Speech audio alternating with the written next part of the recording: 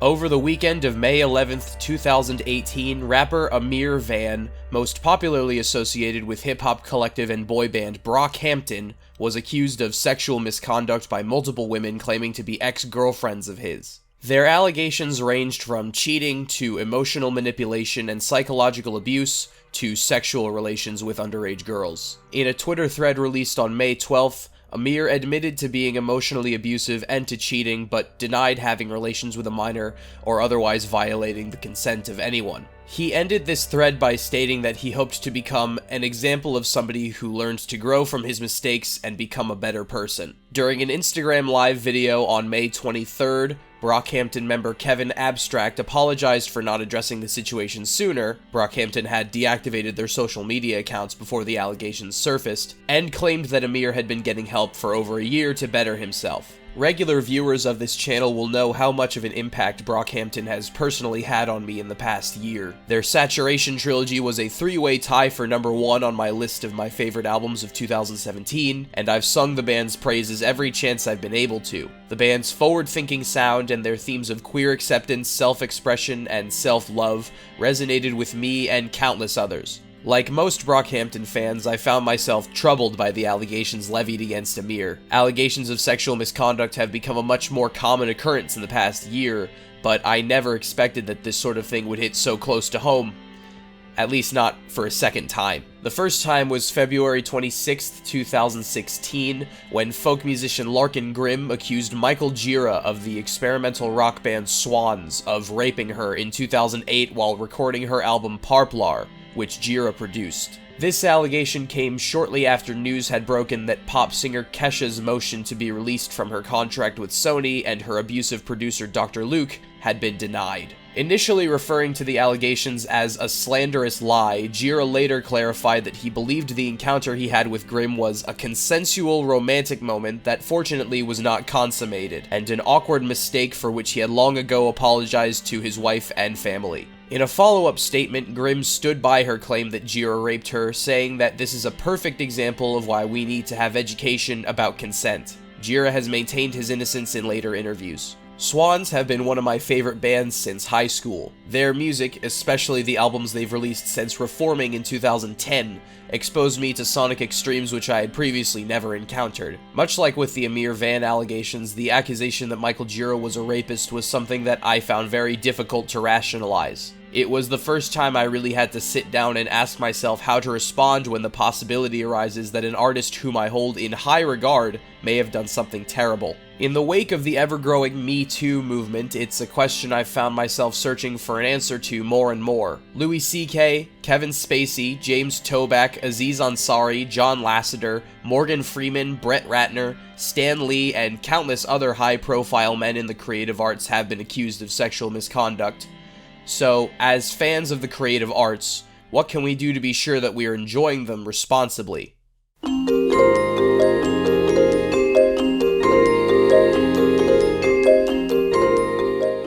In 1997, black social activist Tarana Burke sat across from a 13-year-old girl who explained to Burke her experiences with sexual abuse. In a profile in the New York Times, Burke recalled that the young girl's words left her speechless. "I didn't have a response or a way to help her in that moment," she said, "and I couldn't even say me too." Burke founded the nonprofit Just Be Inc. in 2003 to help women heal from sexual assault, and named the movement Me Too in 2007, popularizing the use of this phrase on MySpace to create what she called empowerment through empathy among women, particularly women of color, who have experienced sexual abuse. 10 years later, in October of 2017, several media outlets published laundry lists of allegations of sexual abuse against film producer Harvey Weinstein, co-founder of Miramax and the Weinstein Company. These allegations, combined with a series of allegations dating to as early as 1998, came from over 80 women in the film industry and spanned a period of 30 years. Shortly after many of these allegations were made public, actress Alyssa Milano encouraged any woman who had experienced sexual abuse to write the words words Me Too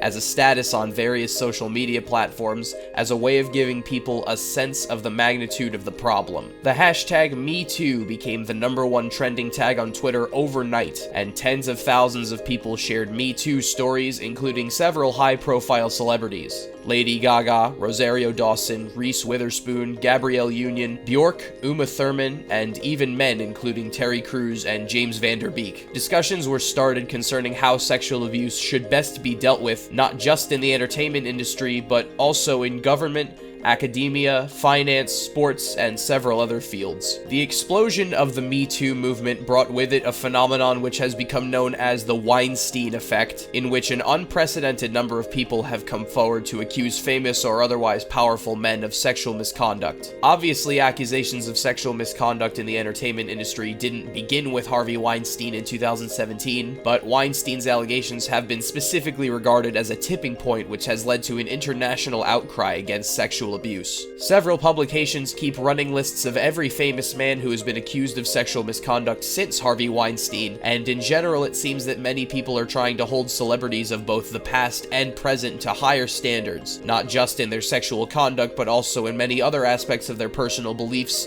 values, and actions. This recent boom in conversations about sexual abuse in specifically the entertainment industry has left many fans of the people implicated in these allegations feeling understandably confused about what to do in the face of them. It can be incredibly difficult to rationalize the idea that somebody who you admire as an artist may be a morally corrupt or indecent person. One series of allegations which struck a nerve with me were the allegations against Kevin Spacey and Bryan Singer, respectively the main star and director of one of my all-time favorite films, The Usual Suspects. They were two of the first men to be implicated in the first wave of the Weinstein effect, and according to many people in Hollywood, their predatory nature, specifically targeting children, was an open secret in the industry, similar to the allegations against Weinstein, which Gwyneth Paltrow made reference to on a David Letterman appearance in 1998. It was frustrating to me that Spacey and Singer were able to get away with these things for so long, and it honestly factored into my enjoyment of their work. I haven't been able to watch The Usual Suspects or any other films starring Spacey since these allegations became public knowledge. Now, some of you might think, well,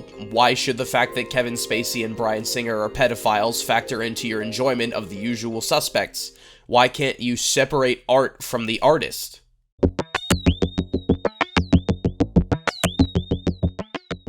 This hypothetical exchange outlines two popular approaches to responding to the revelation that bad people can make good art: refusing to support the art that bad people make, or continuing to support their art while acknowledging the bad things they get up to in their personal lives, or, more commonly, separating art from the artist. When discussing art made in the past, especially before you were born, separating art from the artist makes sense. I'll refer specifically to music throughout this part because that's my area of expertise. Richard Wagner was a pioneer of late Romantic music, and his inventions and innovations in more adventurous compositional techniques influenced the sound and style of the modernist composers of the early 20th century. His operas are also rife with anti-Semitic and misogynistic characters, which are, by all accounts, reflective of his personal beliefs about Jewish people and women. His anti-Semitic writings in particular earned him the fandom of Adolf Hitler, who used Wagner's music as a symbol of Aryan pride. Now, am I about to reject Wagner's music and art out of hand? No, because it would be impossible to write a history of Western classical music which did not include him, despite his proto-fascist outlook. In fact, many important musicians over the years have done certain things and have held certain opinions which people might find troubling to one degree or another. Igor Stravinsky, who composed masterpieces of the 20th century such as The Rite of Spring and The Firebird, was a monarchist all his life, and loathed liberalism and democratism as much as he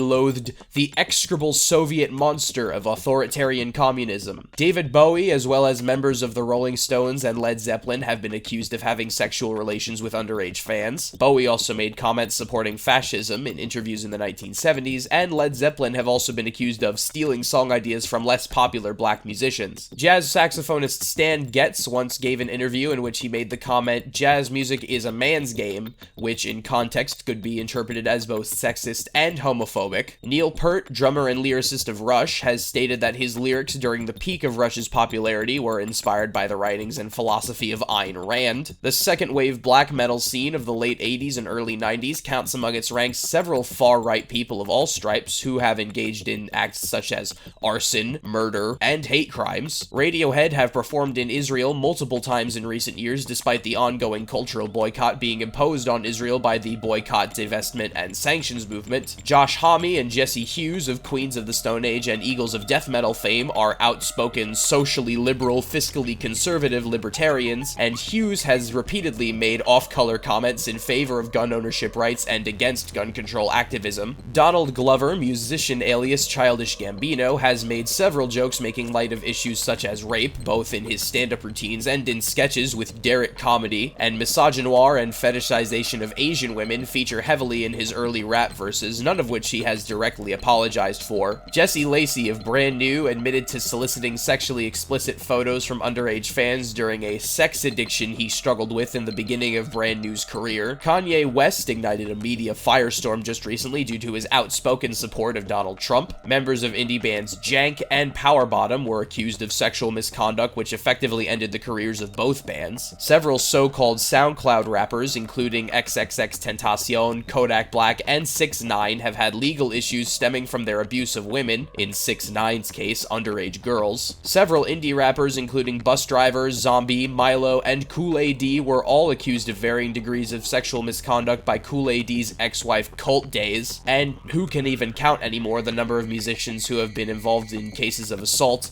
battery, domestic violence, possession of drugs or weapons, robbery, probation violation, and a whole host of other criminal misdemeanors. I don't take umbrage with the idea of separating art from the artist in and of itself, considering I do it a fair bit myself. I still consider Igor Stravinsky to be one of my top 5 favorite composers of all time. I still believe that David Bowie is one of the most important figures in modern popular music, both for his talents as a musician and his mainstreaming of gender-bending androgyny. I still think Rush are one of the best rock bands of the 70s and 80s for being able to find the perfect crossroads between progressive songwriting and pop structures. I find a lot of early Norwegian black metal morbidly fascinating. Radiohead were the band that kickstarted my enjoyment of music as a whole in the first place. Queens of the Stone Age is possibly my favorite straight-ahead rock band of the 2000s. Childish Gambino's Awaken My Love and his most recent single, This Is America, are some of my favorite music made in the past few years. Kanye's influence on the past 15 years of hip-hop is tangible and undeniable.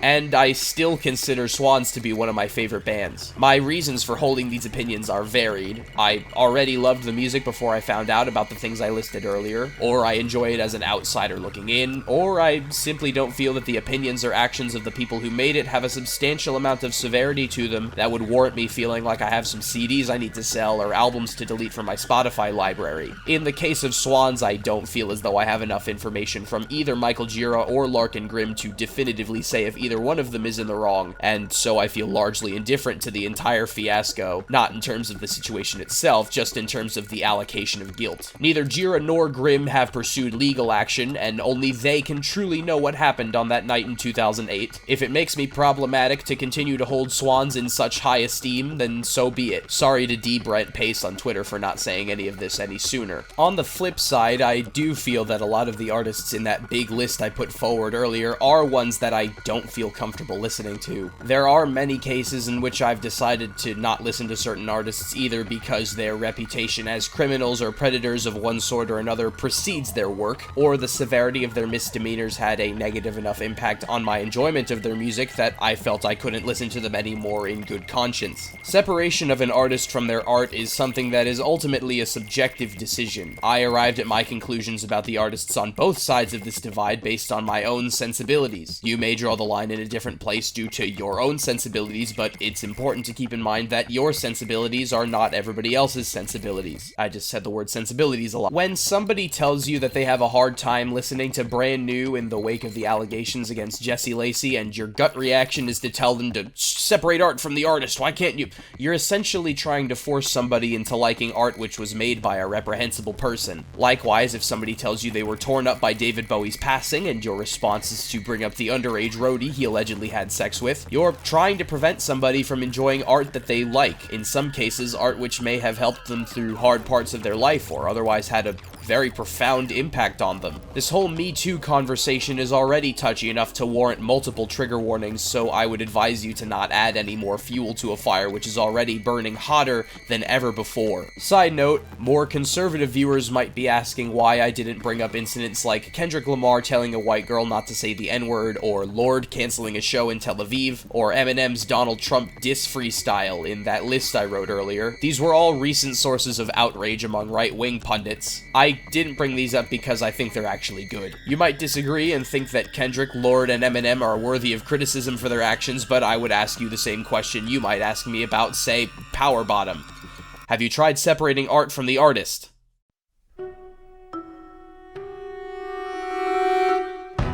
When good artists are revealed to be, or at least accused of being, bad people, the response is often vitriolic. In the age of the social internet, a generation of young people who are more progressive than ever are, as I alluded to earlier, holding their entertainers to a higher standard than ever. Accusations of sexual misconduct or other similar revelations that an artist has behaved problematically are often met with calls for that artist to be cancelled, which is basically internet speak for rejected. In the many cases of people being cancelled that I've witnessed, the artist in question rarely addresses their behavior in any meaningful way. Sure, they may release an apology and say they're still learning and trying to become a better person, or in some particularly awful situations try and use the situation to come out as gay, but it rarely results in any substantial or noticeable change in behavior from the artist in question. Most of these apologies from celebrities in the wake of allegations against them are missing a crucial element. Sometimes they'll flat out deny any and all allegations, sometimes they'll admit to only some and deny others. Often they'll acknowledge that they are all true, but they'll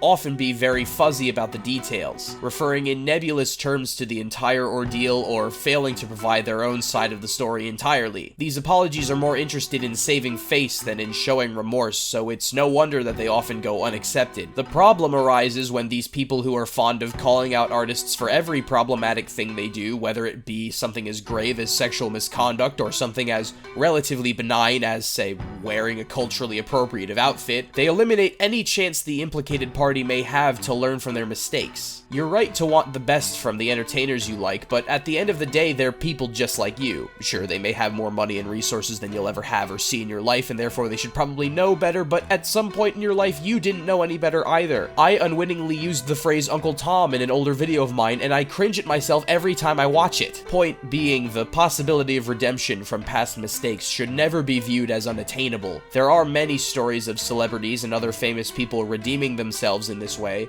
but there's one that I'd specifically like to focus on. Dan Harmon, creator of the TV shows Community and Rick and Morty, called himself out on his Harmontown podcast in January of 2018 for sexually harassing writer Megan Gans while they were both working on Community, and mistreating her after she rejected his advances. In this podcast, Harmon stresses that he wants to be, in his words, part of the solution and not the problem of the larger trend of sexual misconduct in Hollywood. In 2000, whatever, I can't remember, 2009, 2006, 2000 something, I had the privilege of running a network sitcom, and I was attracted to a employee, a writer that I had power over because I was a showrunner. And so I did the cowardly, easiest, laziest thing you could do with feelings like that, and I didn't deal with them, and in not dealing with them, I made everybody else deal with them, especially her. Flirty, creepy, everything other than overt enough to constitute betraying your live-in girlfriend to whom you're going home every night, who is actually smart enough and respectful enough to ask you, do you have feelings for that young writer that you're talking about, that you're paying all this attention to? And saying to her, no, because the trick is if you lie to yourself, you can lie to everybody. It's really easy. He doesn't justify or make excuses for any of his actions. He gives a full account of the events. He truly and sincerely apologizes to Gans and expresses hope that by talking about these things, he can help bring the wider culture to a better place.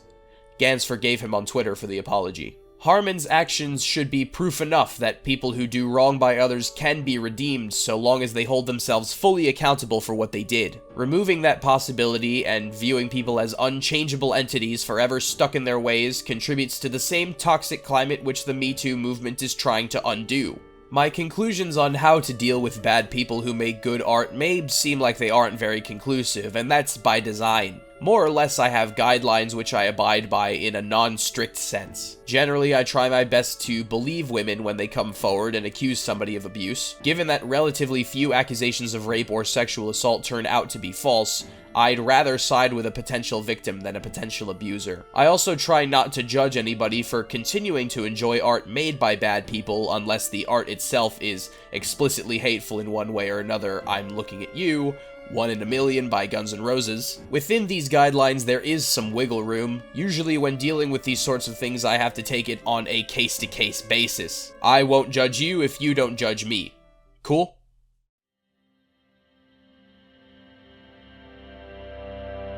On May 26, 2018, Brockhampton performed at the Boston Calling Music Festival. As they announced all their names from the stage, the audience quickly realized that Amir Van was not with them. As usual, they performed songs from all 3 of their Saturation albums, but they remained silent in parts of songs where all of Amir's verses would normally be. None of the members on stage directly addressed his absence, but while performing their song Bleach, Joba broke down in tears at the start of his verse and was embraced by Dom McLennan. The next morning, Brockhampton released a statement on Twitter confirming that Amir was no longer in the band. They apologized to his victims for not speaking up sooner, claiming they had been lied to and that they do not tolerate abuse of any kind. They canceled the rest of their US tour to go home and regroup. I wanted to give Amir the benefit of the doubt.